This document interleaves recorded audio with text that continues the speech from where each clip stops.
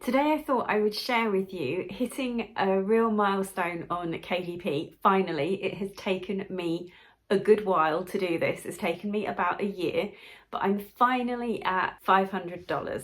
So $500 might not sound like very much, but it has really taken me a while to get to grips with KDP, and I haven't always taken it as seriously as perhaps I should. But I have finally got there, and I've hopefully got a screenshot of that on camera somewhere. But I thought it might be quite a good idea to make a video about how I believe I got there. These are all a bit random, but I'm hoping that they might be helpful. These are basically the things that I think have helped me get to that $500 finally. Number one is cover design and making sure that the covers on my books are as good as they possibly can be for someone of my skill level. To begin with, that was just things like making sure that all of the elements in the text on the front cover of the books that I was creating were aligned correctly. One of the things that I notice when I go onto Amazon and I have a look at some of the books, there are still people who are publishing books with things that are shifted too far to the right or the left, where they haven't aligned the elements on their cover properly according to the template that they have managed to generate. Once I'd made sure I got that completely sorted, I then started researching popular and trending types of cover by looking at existing stationery shops. So here in the UK, I don't know if you get the same ones in the US, but we have one called Paperchase and Papier. There's a stationers called WH Smith, and they always put out ranges of stationery. I basically went on loads of stationery websites, not to copy what they were doing, but to try and figure out what kind of textures, what kind of colours, what kind of motifs were trending and were fashionable and doing really well. Because no matter what niche I was producing notebooks for, I could always bring in those influences. I've also from the get-go made sure that I price my books with a decent profit margin. So I think the absolute minimum is something like $1.30, and those are for basic lined 120 page notebooks. All of the other types of books that I create, from scrapbook paper designs to planners, they're all priced with at least $2 plus profit margin on them. So sometimes I might only sell 10 books, but actually those 10 books can generate me anything from $20 to $30 depending on which type of books they are that are selling. And there's one type of book that I create that actually has a profit margin of about $4 on it. So just imagine that I only have to sell 10 copies of that to make $40. I think pricing with profit in mind is something that has helped me achieve this first $500 when actually I haven't necessarily sold that many books to achieve it. In fact, let me look up how many books I've sold, because I think it's probably maybe around 200. And so the reason why I've made more than $200 is because I'm charging more than $1 profit per book. The other thing that I've done, and I think is starting to make a difference recently, is I have experimented with creating lots of different types of books. Like a lot of people, I started off just creating some basic notebooks, and then I think I progressed to diaries and planners, and then a few colouring books, and I've just recently taught myself how to make scrapbook paper pads, and they have started to sell. I think nearly all of the ones that I've put up, bar about 3, have actually sold at least one copy of them. And what's happened as I've started to create more and more different types of book is that I'm getting a much clearer picture about what things sell and what things don't, what things are successful, what types of books I'm quite good at making, and then other types of books that I need to improve on because I'm clearly not making particularly great books because they aren't necessarily selling. I also think that by experimenting with loads of different types of book, it really increases my skill levels, and sometimes I notice that something that I have learned how to do for making the scrapbook paper pads, for example, is something that I can then transfer when I'm making a nice notebook, or maybe even when I'm making a colouring book as well. So all of the skills that I'm growing and developing for all of these different types of books, they are starting to kind of come together and interweave themselves. And I think that ultimately that's going to make all of the books that I produce a lot better than they were when I very first started a year ago. The other thing that I've started to do, again, because I've created these different types of book and I've got a bit of a sales history behind me now, is I've started to focus on what is selling and what isn't selling, and looking at the things that aren't selling, what could possibly need improving, and then the things that are selling, how can I maximize my potential in this area? What elements of these books I seem to be getting right. Reviews on Amazon can kind of help you out with this, but also just a bit of common sense when you're looking at what you've made, and you can look at what time of year it's selling. You can look again at your interior, you can look again at your description, at your title, at your keywords, and you can try and figure out from what you've created, what bits are you kind of getting right. And also that then gives you the opportunity to go and repeat that success.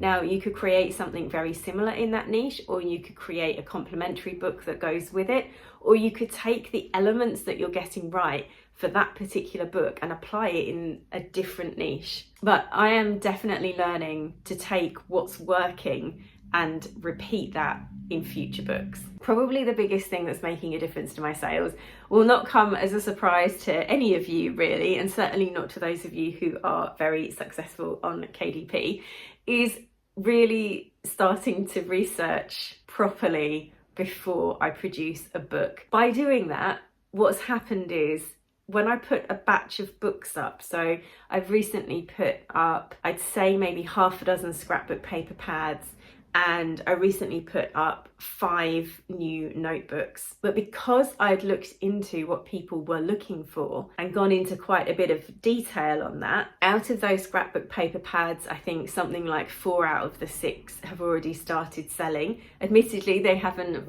taken off and sold hundreds of copies, but they're gradually increasing in terms of their sales. And then out of the 5 notebooks that I put up, 4 of them have made their first sale and 2 of them have made more than 1 sale. Although these aren't huge numbers that are coming in, it's definitely a shift in terms of out of what I'm uploading, a really big percentage of those books are now selling. And I think a big part of that shift has been the research that I'm doing. The other thing that's made a huge difference, not just to the business itself, but also to my mindset, is to figure out what my own balance is between no content and low content and medium content, and what my balance is between quality versus quantity. Although I have to say that phrase isn't quite right, because I think you can still put out a good quantity of books and for them to reach a really high quality. So if you take my example of me having uploaded 5 notebooks and 4 of them have sold, that's about 80% of those notebook uploads selling. Now, those notebooks are making me over £1 or over $1 a time every time they sell. So let's say, for argument's sake, that 80% of the notebooks that I put up are going to make me about,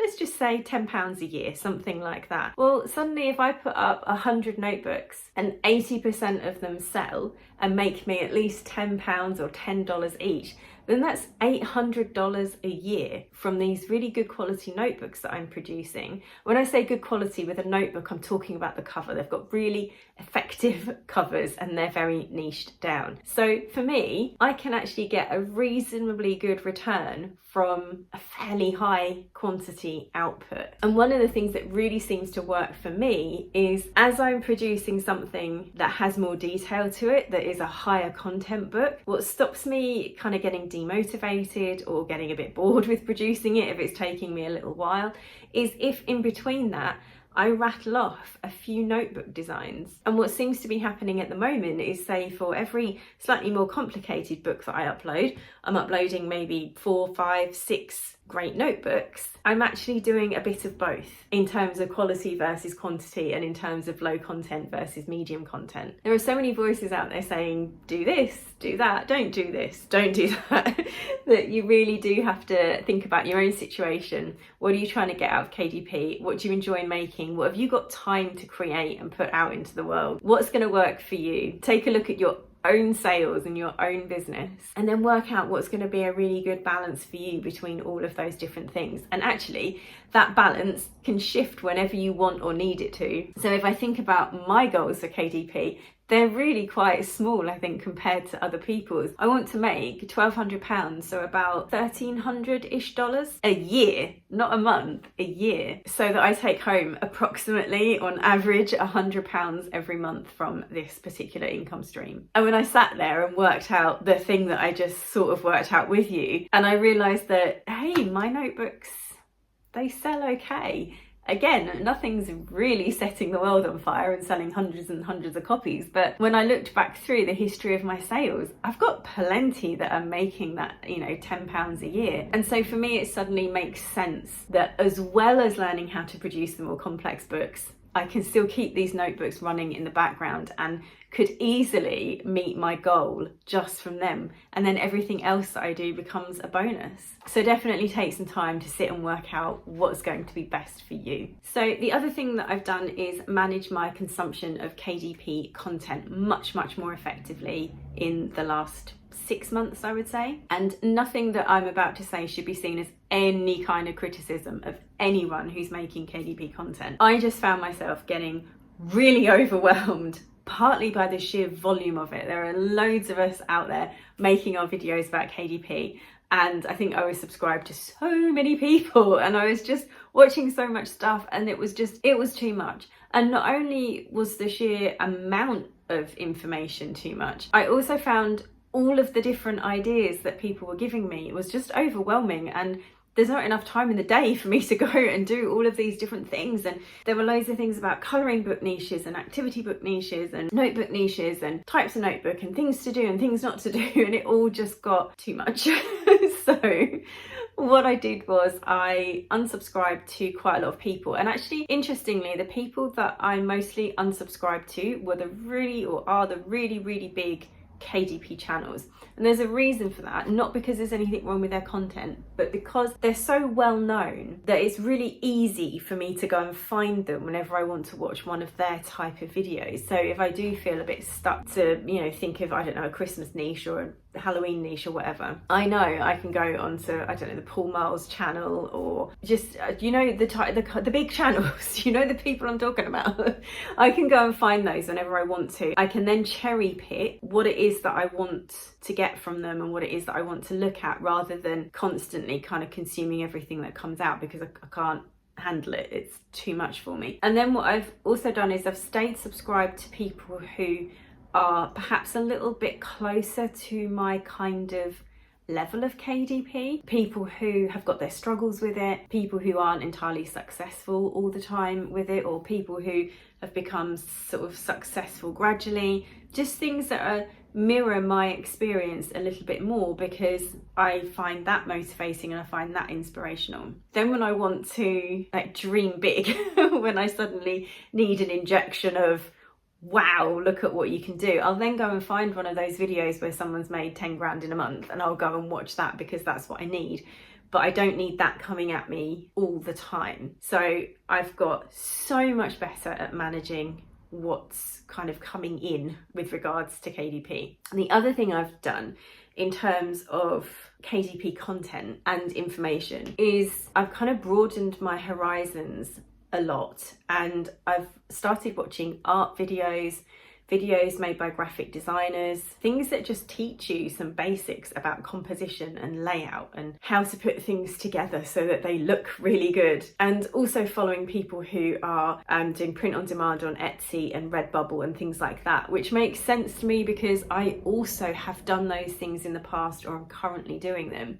And actually, here's an interesting thing, and I think it's interesting, and I will make a separate video about this. One of my brands, which I think I can call it that now, it has a distinct style and a distinct name, and what I've done with it is I've taken designs that are from Redbubble and put them onto notebooks. I've then taken designs that I've put onto notebooks and popped them onto Redbubble. Also got them as print on demand products on Etsy as well. And so the design that's maybe made me, I'm thinking about one pen name in particular. It's probably made, I don't know, maybe 150 of that $500 that I've made. Well, it's made me more than that, because I've also sold products on Redbubble with those cover designs on. I've kind of translated them into Redbubble designs. And then it's also made me some from selling them on mugs on Etsy.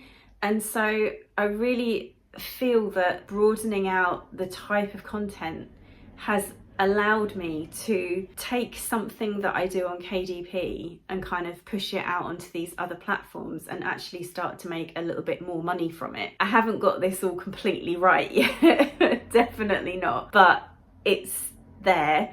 and it is starting to bring in some extra money. And what makes that so much easier is watching the KDP content that I want to watch, but then also including the other content that I mentioned as well. So that's it then. Those, I think, are the main ways that I have managed to make this first $500.